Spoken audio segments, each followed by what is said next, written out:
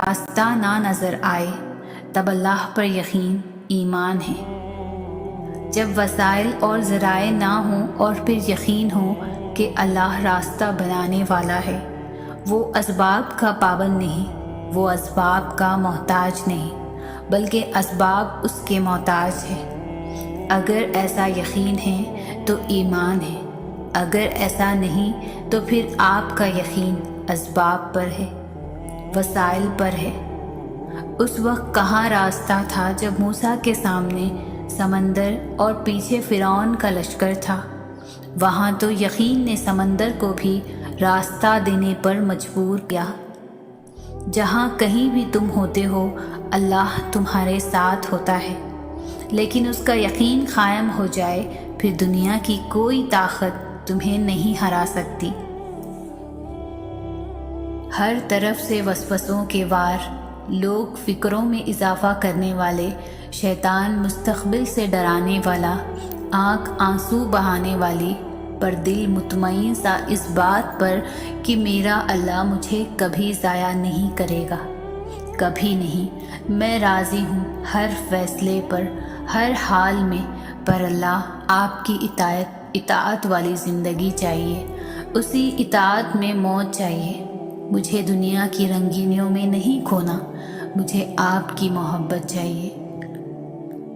جب آپ لوگوں کے انکار کے بعد بھی اللہ پر یقین رکھتے ہیں، جب آپ لوگوں کے انکار کے بعد بھی اللہ پر یقین رکھتے ہیں نا، تو پھر معجزے ہوتے ہیں، رکاوٹیں وسیلہ بن جاتی ہیں اور مقدر کی لکیریں بدل جاتی ہیں۔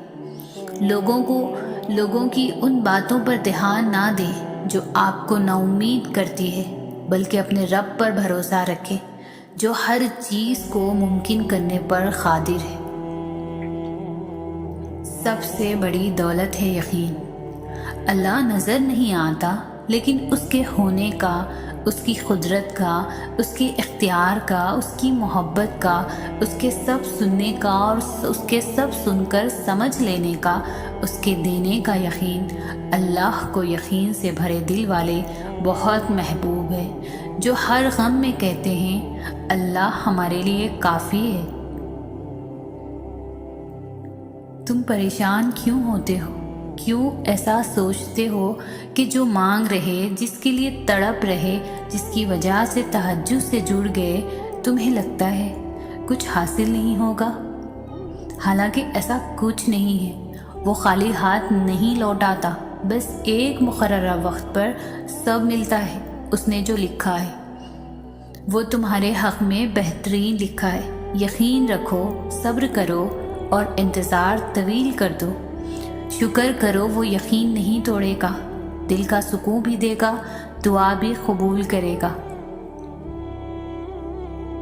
ہر شخص کا اللہ پاک سے الگ رشتہ ہوتا ہے۔ اللہ سے اپنے رشتے کو محسوس کرے، یہ یقین رکھے، اتنا کامل کہ اس سے اپنی ہر بات منوا سکے۔ یقین کریں اللہ کی محبت کے علاوہ کسی محبت میں سکون نہیں ہے، اس کے علاوہ کوئی اچھا دوست نہیں ہے۔ اس سے دوستی کر لیں، کوئی مشکل آپ کو پریشان نہیں کرے گی۔ اپنی ساری باتیں اس کو سنائیں، اس سے لاڑ پیار سے مانگیں، وہ ضرور نوازے گا۔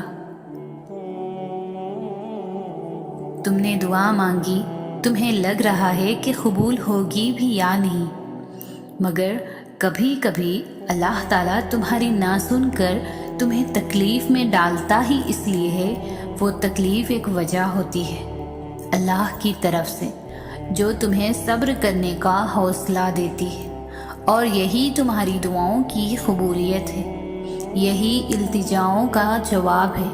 اللہ کا جواب وہ بھی یہی چاہتا ہے، وہ بھی تمہیں دینے کے لیے راضی ہے، وہ بس تمہیں سننا چاہتا ہے بار بار، کیونکہ تمہارا اس کو بلانا اچھا لگتا ہے، اس لیے